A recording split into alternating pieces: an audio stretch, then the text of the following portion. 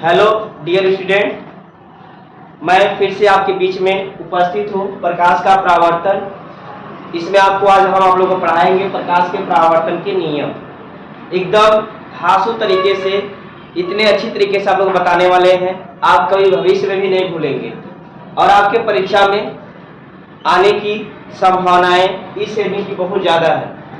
आप लोग समाशा करते हैं कि आप लोग आसानी से समझ सकते हैं।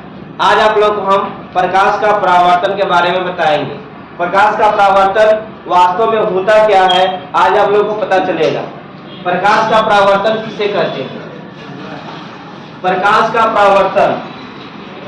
परावर्तन किसे कहते हैं?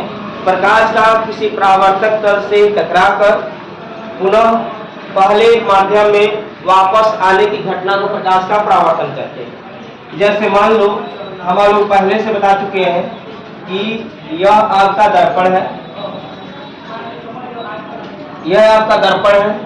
जिस पृष्ठ पर पॉलिश करते हैं उसे हम परावर्तक पृष्ठ बोलते हैं, जो कि आप लोगों को पता है। और नीचे वाला जो है परावर्तक तल है। तो इसीलिए हम बोल रहे हैं प्रकाश का परावर्तन किसे कहते हैं? जब प्रकाश परावर्तक तल से टकराकर पुनः पहले माध्यम में, अपने माध्यम में वापस चला आता है, इसी घटना को प्रकाश का परावर्तन कहते हैं। प्रकाश का परावर्तन किसे कहते हैं? जब प्रकाश परावर्तक तल से टकराकर अपने पहले माध्यम में वापस चला आता है, इसी घटना को प्रकाश का परावर्तन कहते हैं, यानी दूसरे माध्यम में नहीं जा पाता है। अब आगे आप लोग पढ़ेंगे प्रकाश के परावर्तन के नियम। प्रकाश के परावर्तन के नियम को जानने के लिए सबसे पहले हम ये जानेंगे मतलब क्या जानेंगे? आइए बताते हैं क्या जानना है। तो प्रकाश का परावर्तन किसे कहते हैं? जब प्रकाश किरण परावर्तक तल प्राप्त होता है तो परावर्तक तल से टकराकर पहले माध्यम में वापस चला आता है, इसी का नाम प्रकाश का परावर्तन कहते हैं। जब प्रकाश किरण किसी समतल माध्यम प्राप्त होता है, जैसे ये आपका क्या हो गया, दर्पण, ये बोर्ड हो गया, इसे प्रकाश किरण पड़ेगा तो वापस हो जाएगा, वो भी प्रकाश का परावर्तन ही कहलाएगा। अब यहाँ पे ध्यान दीजिए, सबसे पहले आप लोग ये बताइए हमसे कि ये क्या है। ये आपका दर्पण है, समतल दर्पण है। और नीचे वाला जो पृष्ठ है, ओके, क्या कहेंगे हम? इसको कहते हैं हम परावर्तक पृष्ठ। क्या कहते हैं हम?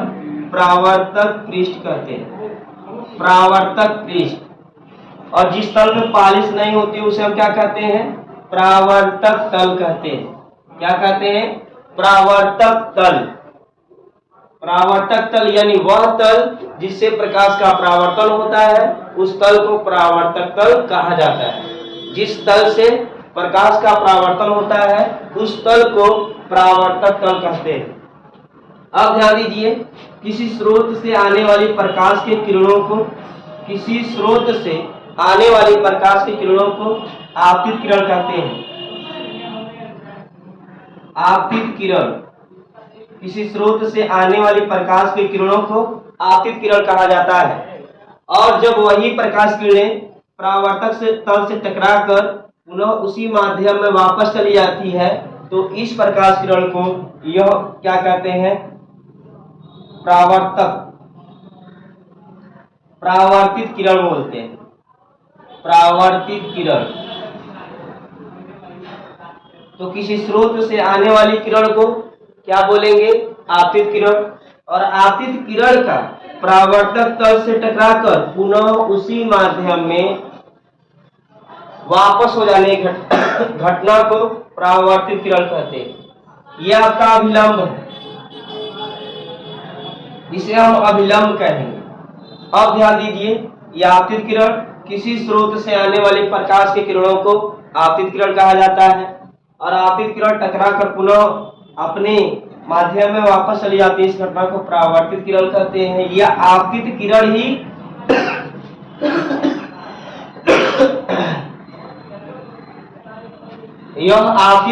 ही परावर्तित किरण कहलाती है जब लौट कर वापस चली जाती है। जैसे मान लीजिए, अपने भाषा में यदि कोई मेहमान जो है रिलेशन में गया और रिलेशन से फिर अपने घर चला आया, तो इसका मतलब वहां मेहमान का परिवर्तन हो रहा है। लेकिन यहाँ तो हमको प्रकाश पढ़ना है, तो यहाँ पर प्रकाश ऐसे आया, टकराकर पुनः वापस चला गया इसी माध्यम में, तो परावर्तित किरण कहलाएगा। यह आपतित किरण और यह आपका अभिलंब है। आपतित किरण और अभिलंब के बीच जो कोण बनता है उस कोण को हम कहते हैं परावर्तन कोण। क्या कहते हैं? परावर्तन कोण कहते हैं। अपरावर्तन कोण को आई से प्रदर्शित करते हैं। आपतित किरण और अभिलंब के बीच जो कोण बनता है उस कोण को आपतन कोण कहते हैं। उसी प्रकार परावर्तित किरण और अभिलंब के बीच जो कोण बनता है उसे हम परावर्तन कोण कहते हैं। यह आपका आपतन कोण होता है। थोड़ा सा यहाँ पर नेम में गड़बड़ी हो गया। यह आपका आपतन कोण होता है, आपतन कोण आई, और इनके बीच का जो कोण होता है वह आपका होता है परावर्तन कोण। परावर्तन कोण, तो परावर्तित किरण और अभिलंब के बीच जो कोण बनता है उस कोण को परावर्तन कोण कहते हैं। परावर्तित किरण तथा अभिलंब के बीच जो कोण बनता है उसे परावर्तन कोण कहते हैं। आपतित किरण और अभिलंब के बीच जो कोण बनता है उसे हम आपतन कोण कहते हैं। उसके बाद ये आपतित किरण, परावर्तित किरण और अभिलंब जिस बिंदु पर मिलते हैं उस बिंदु को हम कहते हैं आपतन बिंदु। आपतन बिंदु। चलिए, इसे बहुत सारी डिफिनेशन है। प्रकाश का परावर्तन बता रहे थे। प्रकाश का किसी चिकने पारदर्शी पृष्ठ तथा परावर्तक तल से टकराकर पुनः अपने पहले माध्यम में वापस हो जाने की घटना को प्रकाश का परावर्तन कहते हैं। प्रकाश के परावर्तन के दो नियम होते हैं। उस नियम को जानने से पहले आप लोगों को हम ये बताए हैं, इसमें ये कांच के जिस पृष्ठ पर पालिश करते हैं उसे हम परावर्तक पृष्ठ बोलते हैं, और कांच के जिस पृष्ठ से प्रकाश का परावर्तन होता है उस पृष्ठ को परावर्तक तल बोलते हैं।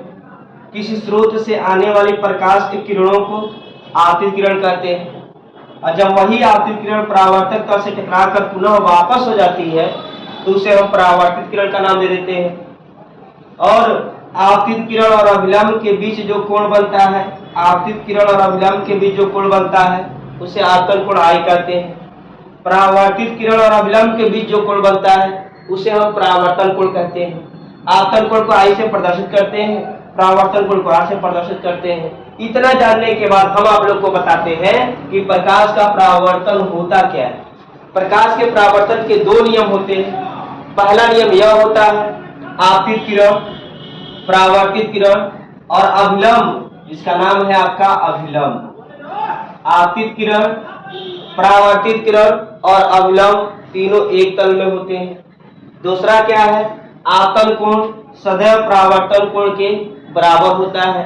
पहला नियम है आपतित किरण, परावर्तित किरण और अभिलंब तीनों एक ही तल में होते हैं।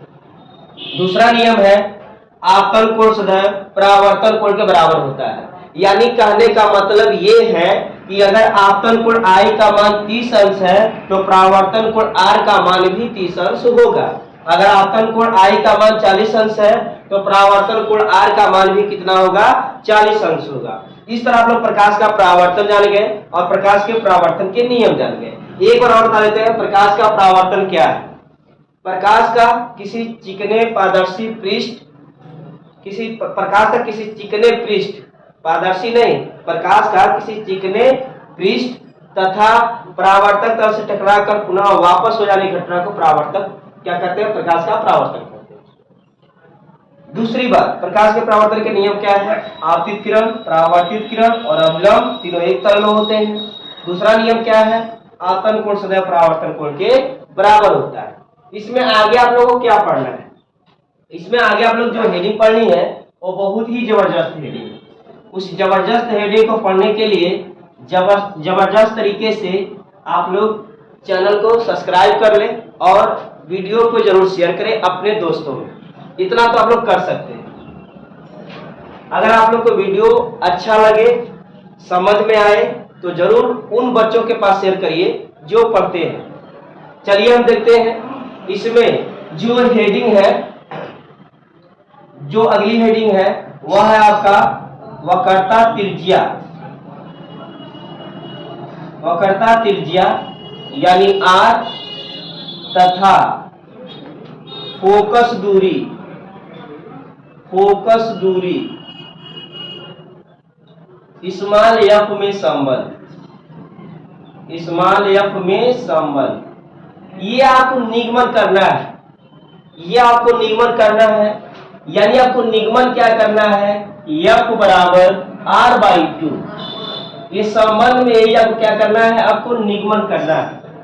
ये हेडिंग जो होगी वह मोस्ट होगी। चलिए इस हेडिंग का हम निगमन करते हैं, देखते हैं कि कैसे आर बराबर या एफ बराबर आर बाई टू आता है, यानी एफ और आर में संबंध स्थापित करते हैं।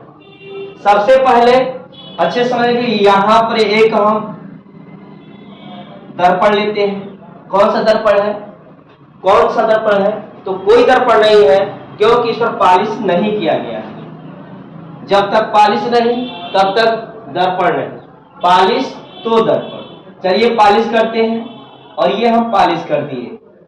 पॉलिश करते ही ये दर्पण बन गया, और दर्पण में कौन सा दर्पण बना, अवतल दर्पण बना। अवतल दर्पण ही क्यों बना, क्योंकि जो पॉलिश है उभरे हुए पृष्ठ पर किया गया है। इसके मध्य बिंदु को हम P मान लेते हैं। अब यहां से प्रकाश किरण को हम आगे बढ़ाते हैं, यहां से आगे बढ़ा दिए। अब यहां से थोड़ा और आगे बढ़ाते हैं, रहने दीजिए, ज्यादा बढ़ गया। इसके बाद यहां से हम मुख्य अक्ष के समांतर प्रकाश किरण खींचते हैं, मुख्य अक्ष के समांतर, और मुख्य अक्ष के समांतर आने वाली प्रकाश किरण दर्पण से परावर्तन के बाद मुख्य अक्ष को जहां भी काटती है उसे हम मुख्य फोकस करते हैं। ये आपका हो जाएगा कैपिटल एफ, मुख्य फोकस को कैपिटल एफ से प्रदर्शित करते हैं। अब ये नहीं कि आप यहाँ पे रुक जाएंगे प्रकाश करें, ये आगे बढ़ जाएगा। अब इसमें इसको आगे बढ़ाना है, रचना कर रहे हैं।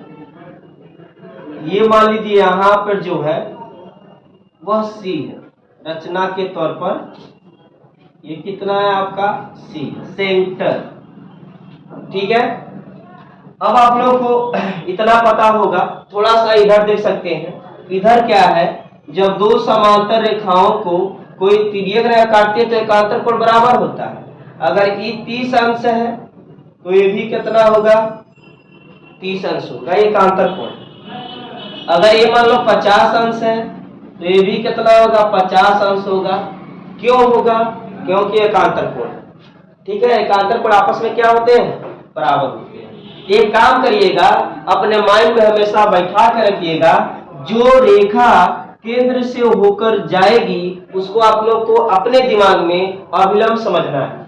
अब अभिलंब समझते हुए इस चीज को देखेंगे, यहाँ पर यह आपतित किरण है और इसको अभिलंब समझना है, तो आपतित किरण और अभिलंब के बीच जो कोण बनेगा, आपतित किरण और अभिलंब के बीच जो कोण बनेगा उसे हम क्या कहेंगे, आपतन कोण कहेंगे।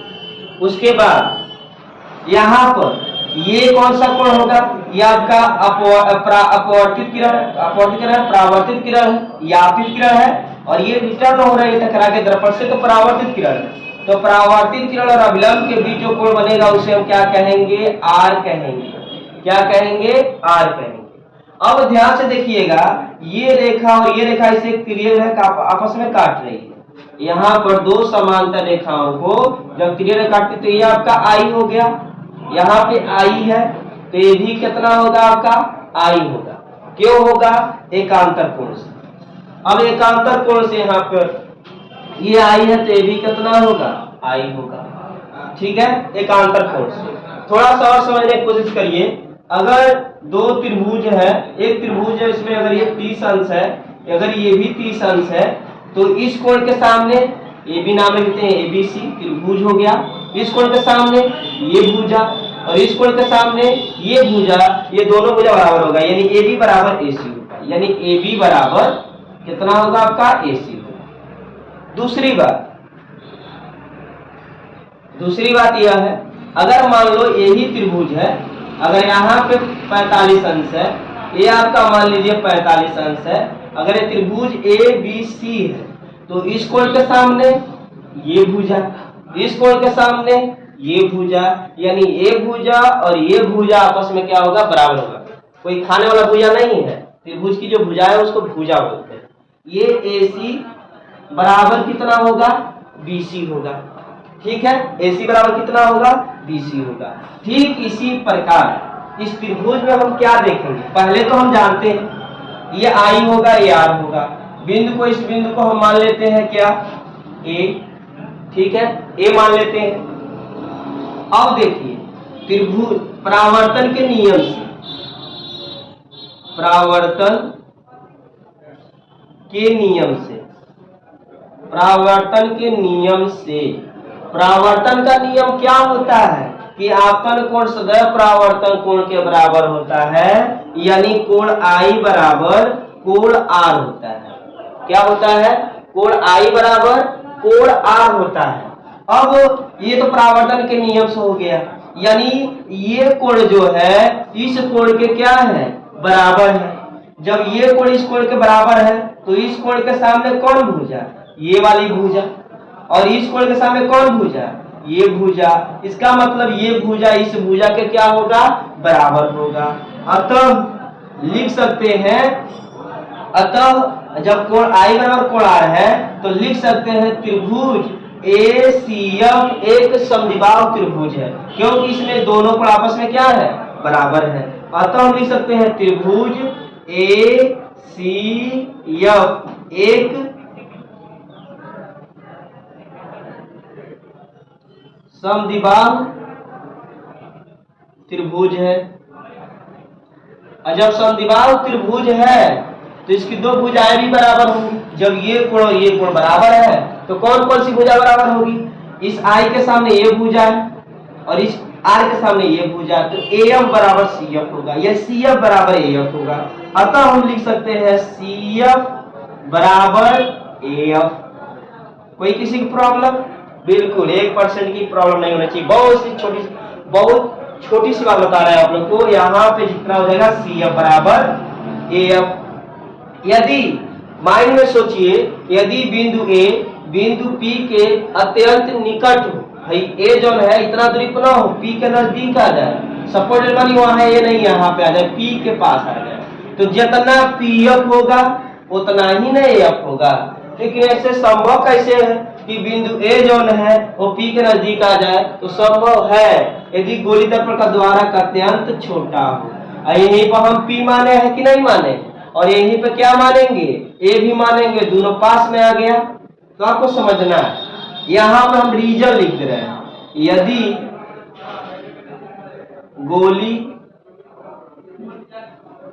दर्पण का द्वारक अत्यंत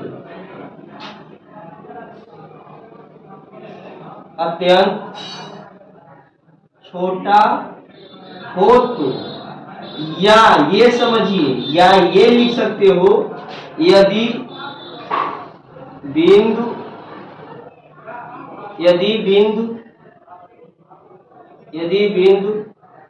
A बिंदु P के अत्यंत निकट हो तो क्या होगा, देखो अगर A जो है P के नजदीक जितना PF होगा उतना ही AF होगा। मान लीजिए हमारे पास, हम यहाँ पे खड़े हैं, यहाँ पे हम खड़े हैं, यहाँ से यहाँ तक दूरी 1 मीटर है, तो क्या जो हमारे बगलिया में खड़ा होगा उसकी भी दूरी यहाँ से यहाँ तक 1 मीटर नहीं होगी, बिल्कुल होगी। इसलिए यहाँ पे हम लिख रहे हैं CF, और AF के जगह पे यहाँ पे चीज लिख रहे हैं, यहाँ देख सकते हैं CF बराबर AF, और AF यहाँ तो लिखे ही नहीं है, तो यहाँ पे हो जाएगा PF बराबर कितना, AF। यानी इस AF के जगह पे हम कितना लिख सकते हैं, PF लिख सकते हैं। तो CF और ये कितना हो जाएगा आपका PF, AF के जगह पर PF लिखा गया है। अब किसी समीकरण में दो समीकरण के दोनों पक्षों में एक जोड़ दें या एक घटा दें या एक से गुणा कर दें या एक से भाग कर दें, किसी भी संख्या से। सपोज मान लो अगर x + 4 है, अब बराबर यहाँ पे y है, अगर हम दोनों पक्षों में एक जोड़ेंगे तो मान लो कोई अंतर नहीं होगा। जैसे देख सकते हो x + 4, ये हो जाएगा, इधर भी एक जोड़ दिए और इधर भी 1 जोड़ दिए। अब काम करो, x प्लस 4 रहने दो, यहाँ y अब +1, +1 को उधर ले जाओ, इस +1 को उधर ले जाओ -1, तो x प्लस 4 बराबर y घट जाए, कितना बच जाएगा y, पुनः पहले वाला आया कि नहीं आ गया। तो किसी समीकरण में, समीकरण के दोनों पक्षों में किसी भी संख्या को जोड़ने पर, दोनों पक्षों में जोड़ने पर कोई परिवर्तन नहीं होता। एक ही पक्ष में जोड़ के दूसरा पक्ष में इंतजार करने लगे कि हाँ परिवर्तन हो रहा है कि नहीं हो रहा है, तो परिवर्तन हो जाएगा। जो संख्या जोड़नी होगी वह समीकरण के दोनों पक्षों में जोड़ना होगा। चलिए देखते हैं हम उपरोक्त समीकरण के दोनों पक्षों में, उपरोक्त समीकरण के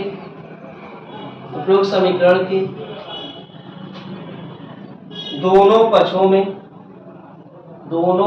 में पीएफ जोड़ने पर, तो इधर सीएफ और ये हो जाएगा आपका पीएफ, इधर भी पीएफ, दोनों तरफ पीएफ जोड़ना है ना, तो सीएफ में पीएफ जोड़ो, पीएफ में भी पीएफ जोड़ो, ठीक है। अब यहाँ ध्यान दिए, पी से सी तक की जो दूरी है वह, पी से सी तक की जो दूरी है उसे हम स्मॉल एफ मानते हैं। अब यानी ये ध्रुव है और ध्रुव से बाएं जो होता है उसको क्या लेना है आपको, माइनस लेना है। क्या लेना है आपको, माइनस लेना है। पी से सी तक की दूरी वह कर्ता त्रिज्या यानी आर कहलाती है। अब बाएं है तो इसलिए माइनस होगा, पी से बाएं है तो माइनस, पी से दाएं रहेगा तो प्लस, लेकिन पी से सब बाएं है इसलिए सब क्या होगा, माइनस होगा।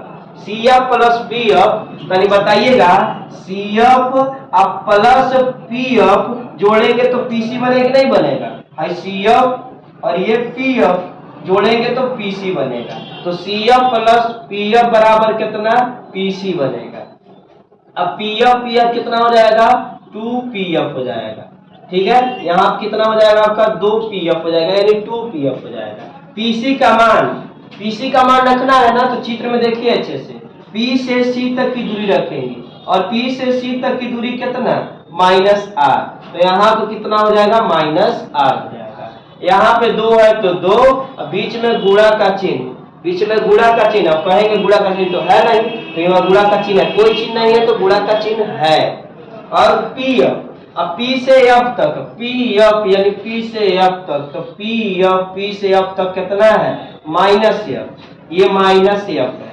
अब यहाँ पर -r बराबर गुणा कराएंगे -2f, माइनस से माइनस कट जाएगा तो r बराबर कितना बचेगा, 2f, 2 गुणा के रूप में आएगा तो इधर आएगा क्या करेगा, भाग करेगा, तो इधर भाग करेगा तो ये हो जाएगा आपका r/2 बराबर कितना है, f, सीधा कर दीजिए, यानी ये पूरा पद इधर, तो f बराबर हो जाएगा आपका r/2।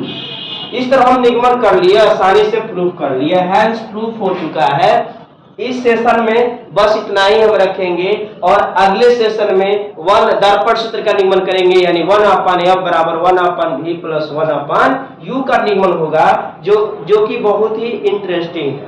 उस पर ध्यान दें, उसको जानने के लिए, उसको पढ़ने के लिए आपको हमारे वीडियो को क्या करना पड़ेगा, सब्सक्राइब करना पड़ेगा और बेल वाली घंटी को दबाना पड़ेगा, ताकि जैसे ही कोई वीडियो पढ़े तो आप लोगों के पास तुरंत पहुंच जाए और उस वीडियो को देखकर अपने पढ़ाई को थोड़ा सा इंक्रीज करें, आसानी से जान सकते हैं निगमन। आज के वीडियो में बस इतना ही, धन्यवाद।